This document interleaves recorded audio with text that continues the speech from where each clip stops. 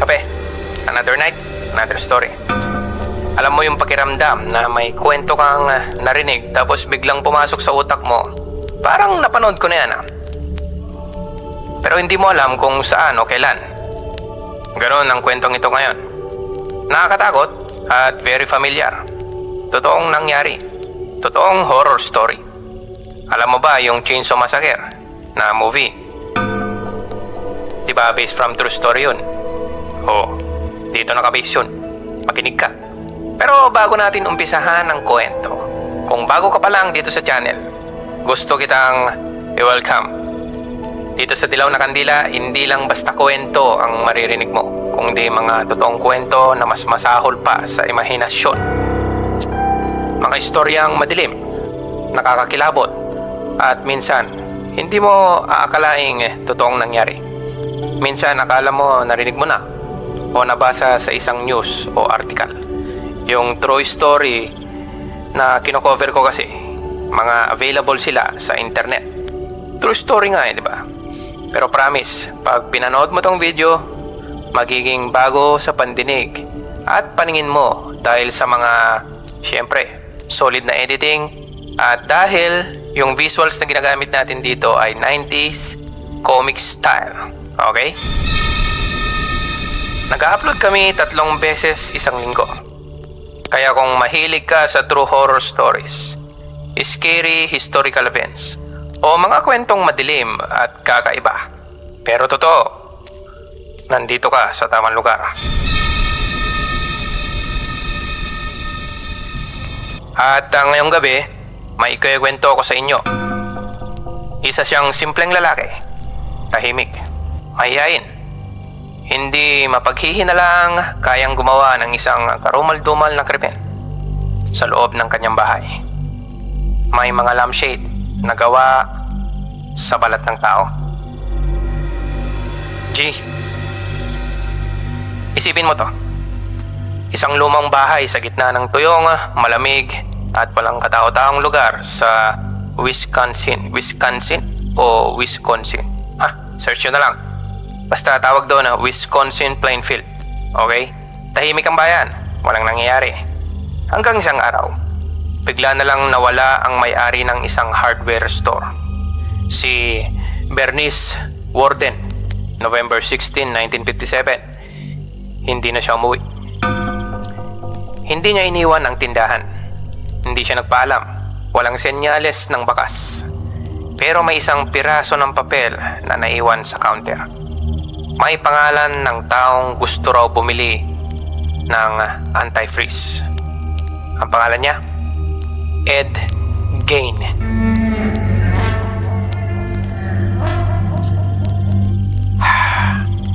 Oo, Ed Gein ang pangalan. Alam mo yung mga tipo ng lalaki sa probinsya na palaging nag-iisa, tahimik, laging nakayuko, hindi marunong tumawa ng malakas, pero mabait. Lagi mong nakikitang tumutulong. Ganon si Ed sa paningin ng buong Plainfield. Pero nung sinundan siya ng pulis sa bahay niya, doon nagsimula ang tunay na horror. Ang bahay parang abandonado. Amoy na amoy ang bulok at mga nabubulok. Madilim. Walang kuryente. Lahat ng gamit punong-puno ng alikabok. Pinagsama-samang basura at laman ng tao. Literal na laman. Yun guys, literal na laman yung nakita ng mga pulis. At ang unang nakita nila, isang bangkay na nakabitin ng patiwarik sa loob ng shed. Oh Jesus. Nabuksan ang tiyan. Parang yung napanood nyo talaga sa movie, di ba? Yung binuksan yung tiyan. Inalis ang mga laman loob. Akala mo baboy, pero hindi. Tao yun. At yun, si Bernice Warden, yung nawawala. Pero hindi pa yun ang nakakakilabot. Pagpasok nila sa bahay, may lampshade na gawa sa balat ng tao. May upuan na ang takip ay balat din ng tao. May maskara na ginawa sa mukha ng mga babae. may kwarto na puno ng bungo. Bungo din ng babae na ginawang bowls at ashtray. May damit, pero hindi ordinaryong damit. Ito ay parang suit, gawa sa katawan din ng babae. May boobs, may nipple belt, at may mga piraso ng ari ng babae. Tinahi, inayos, nilinis, parang costume. Or shit. Sa totoo lang, parang wala sa wasto ang eksena sa buhay na yon. Parang Silent Hill ba? Pero totoo. At sa gitna ng lahat ng kaguluhang yon, si Ed Gein. Tahimik, nakaupo. Walang pagtutol sa paghuli sa kanya. Creepy. Sabi niya, gusto lang daw niya maging babae. Pero hindi lang basta babae. Yung nanay niya, binanggit niya, gusto niyang maging nanay niya o gusto niyang maging tulad siya ng nanay niya. Na-miss niya ba yung nanay niya? O baka obsessed? Basta ganun, ewan. Ngayon, baka sabihin mo siguro baliw lang siya. Totoo naman, baliw siya. Basta pakinggan nyo, totoo, baliw siya. Pero hindi lang siya basta baliw. Isa siyang klase ng tao na hindi mo mahahalatang baliw. Yung harmless looking ba?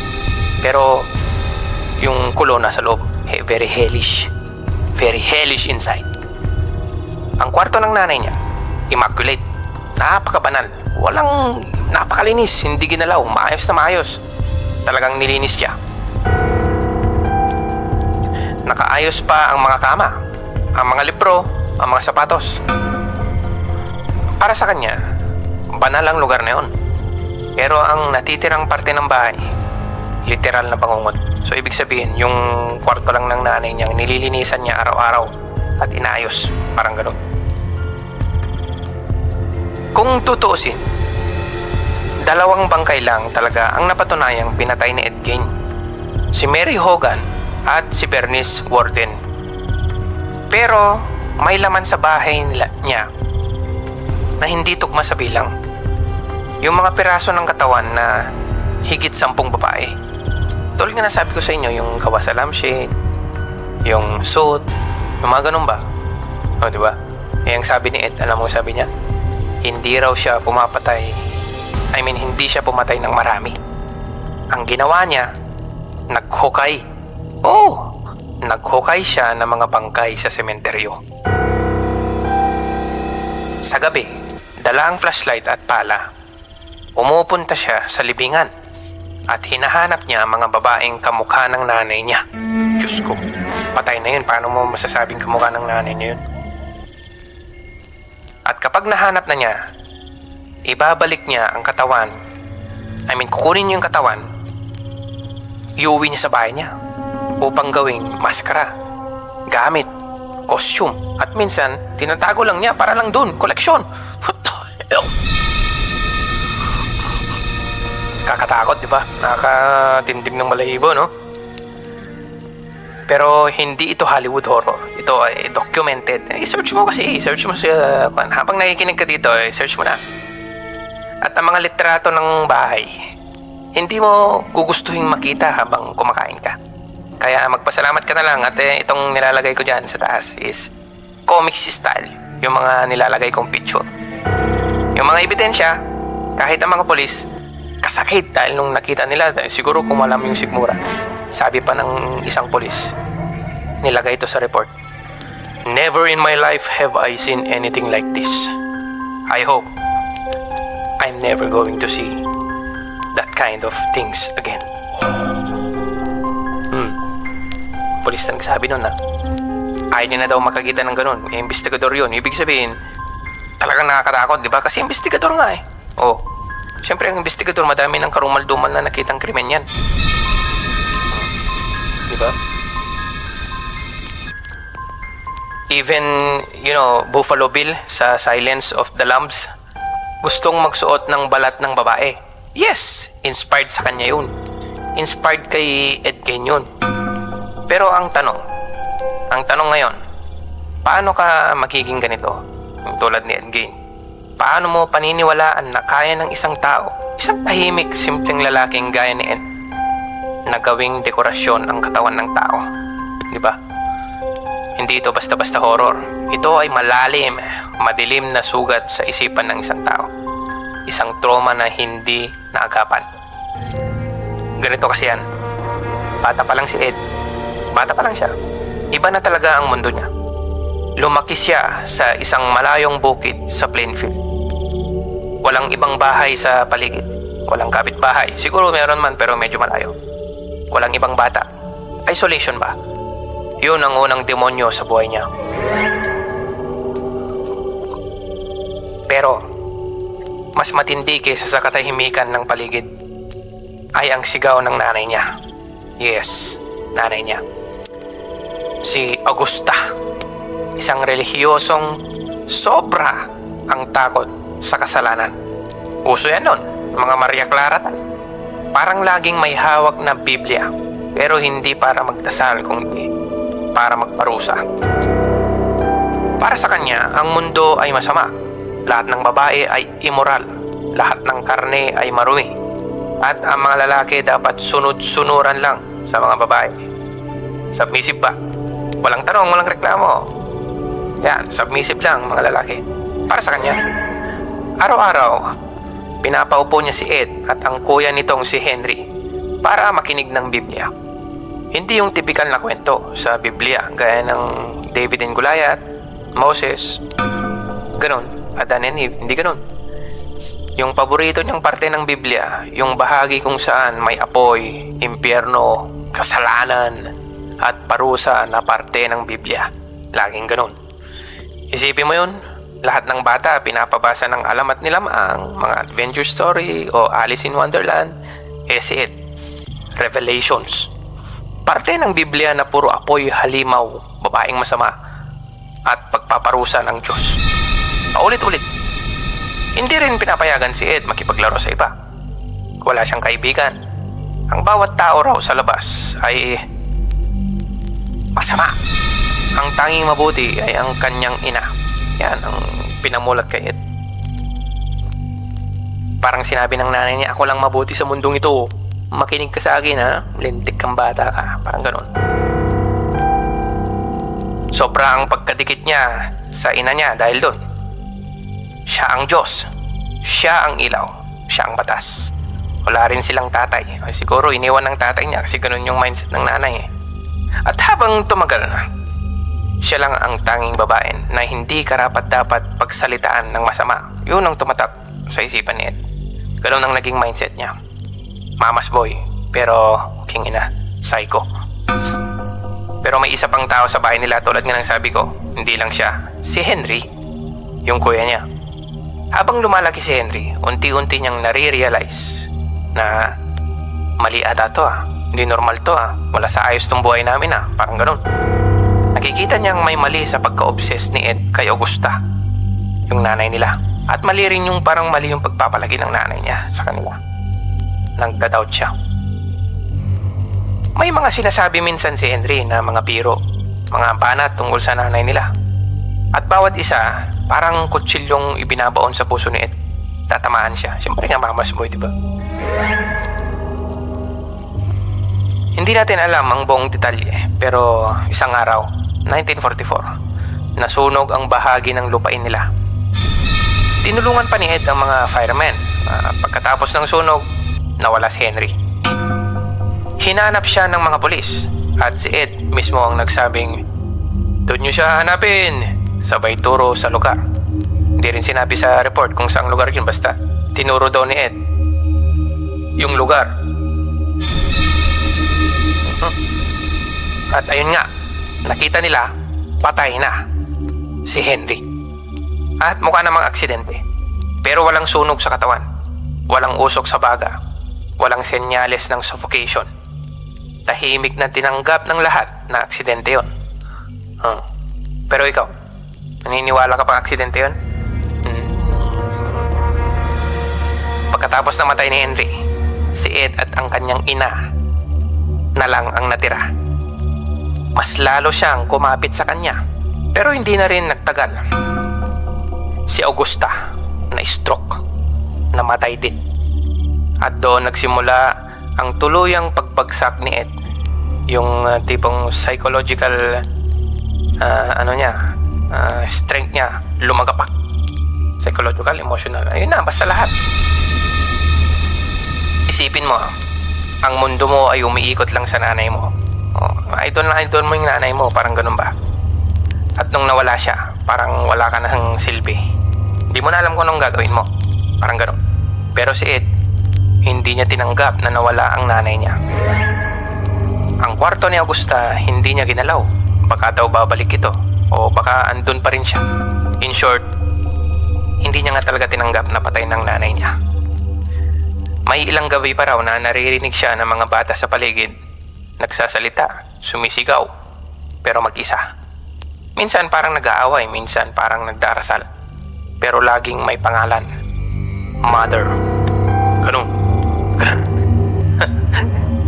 Parang may natira sa utak ni Ed isang boses na paulit-ulit na sinasabi, masama mga babae, nanay ko lang matino, parang ganun. At dito papasok ang isa sa pinaka-nakakakilabot na bahagi ng buong kwento. Hindi lang siya basta naghukay ng katawan, hindi lang siya basta gumawa ng maskara galing sa mga katawan ng babae. Gusto niya mismong maging babae. Hindi para sa sexual na dahilan, hindi rin para sa identity, kundi para maramdaman na kasama pa rin niya ang nanay niya. Oh, Jesus, psycho.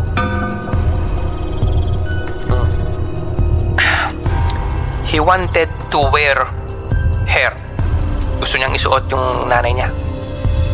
Diba? Yun yung gusto niya mangyari. Hindi rin para sa kagustuhan niya lang. Parang hinahanap-hanap niya. Parang ganun. Parang, ewan. Psycho nga. Gusto niya maging siya. Gusto niya maging yung nanay niya.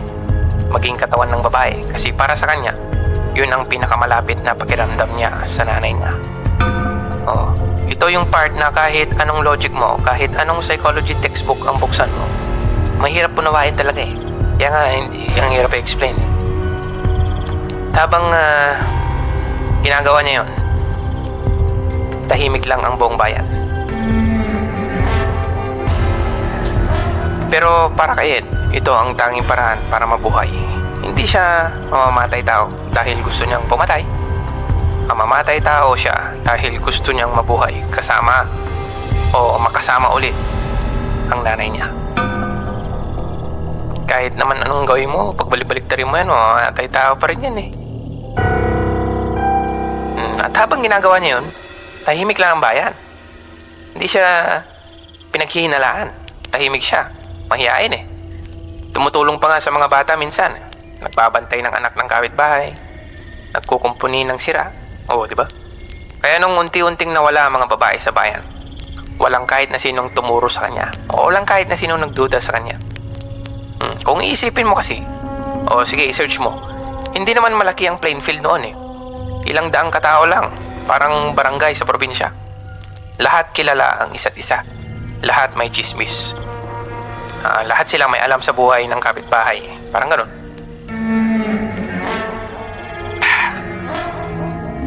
Pero bakit walang nakaamoy sa sekreto ni Ed?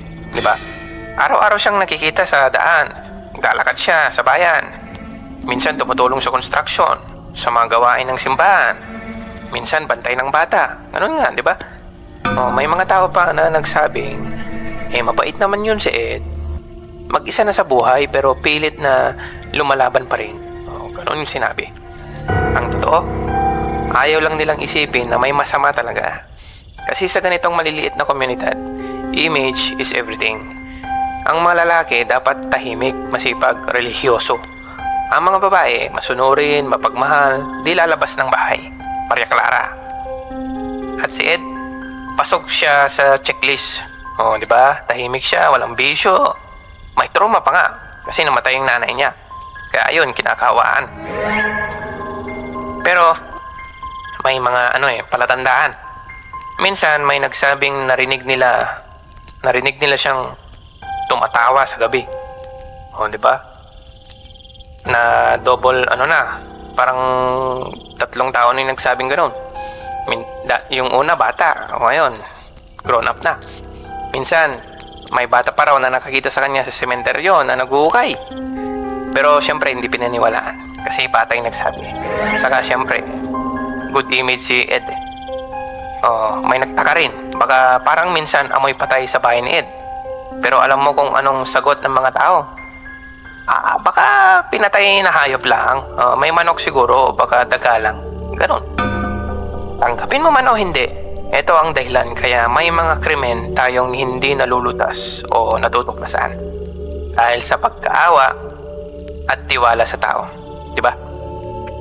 Ang masakit kasi dito, ilang buhay sana ang naligtas o nanatili, sanang mapayapa ang mga bangkay sa sementeryo kung maaga pa lang naimbestigahan na si Ed. Isipin mo si Mary Hogan na wala parang bulak. May dugo sa bar, may kalmot sa sahig, parang sign ng labanan na forceful, ganoon. May kwento na may humila sa kanya palabas. Pero ilang buwan bago siya natagpuan at saan siya nakita? O saan siya nahanap? Sa kusina ni Ed. Minsan ginagamit pa niyang ashtray yung bungo niya. Diba? Ang masakit, may isang customer na nakakita daw. May isang customer talaga nakakita habang nagkakape sa bar. Pero ang sinabi lang niya, si Mary, siguro kinuha ni Ed yan. Baka naisip na mag-asawa. Ganon. Diba? Isipin mo, nakita mo yung krimen na nangyari, hinila yung babae, tapos ganon yung sasabihin mo. Sabihin mo, baka nililigawan ni Ed yung babae, niyaya niya lang lumabas. O hindi vocal yung tao Baka finorce niya lang. Diba? Hindi pinag-isipan ng masama.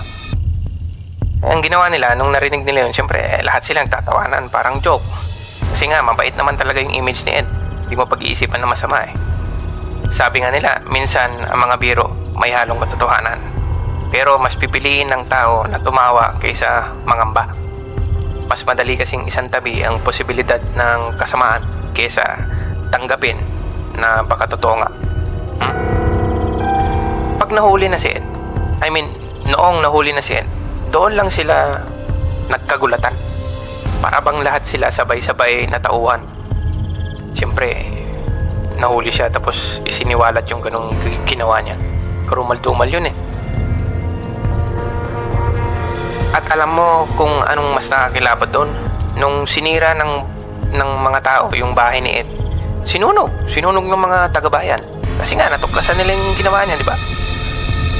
Ang gusto nilang mawala, mabaon sa lupa at kalimutan lahat ng ginawa niya. Lahat ng mga isinantabi nilang mga red flags. Kaso, too late na Yung trauma, hindi nawawala hindi nasusunog. Diba? Minsan, tinatanong ng mga tao, may kasalanan ba ang community? Pwede bang sisihin ang mga kapitbahay niya?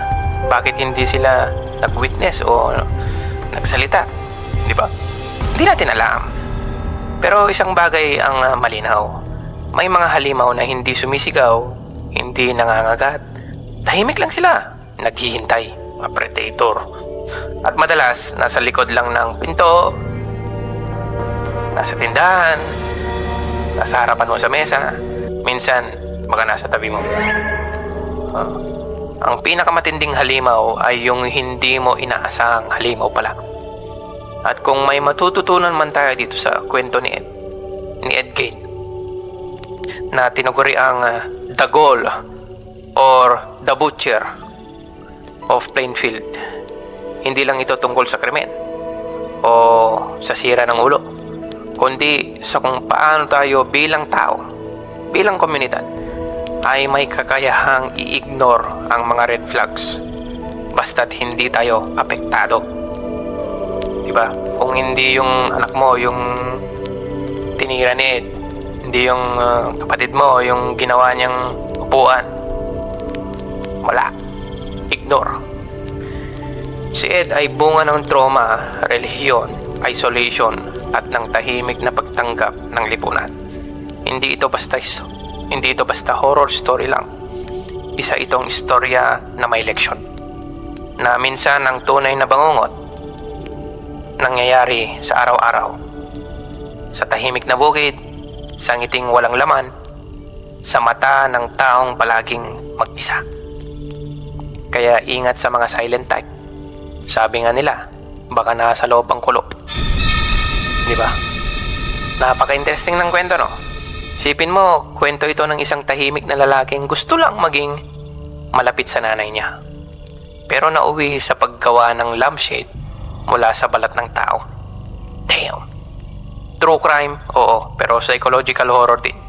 At higit sa lahat, isang komentary sa kung paano ang lipunan mismo ay pwede maging blind sa kasamaan. Di ba? Ano masasabi nyo? Gusto nyo ba ng ganitong usapan? Huwag kalimutang mag-subscribe. Nagbabahagi kami ng creepy, real-life horror at mystery stories 3 beses sa isang linggo. Gabi, kwento at kilabot, ganyan tayo dito. Kung gusto nyo rin ng solid immersive storytelling, yung tipong paghiga mo, pag-relax pero kabado ka pa rin sa pakikinig ng fictional story, mag-upload din kami yan. Hanggang sa susunod. Ako nga pala si Sir Sig. At ito, ang Dilaw na Kandila. Good night.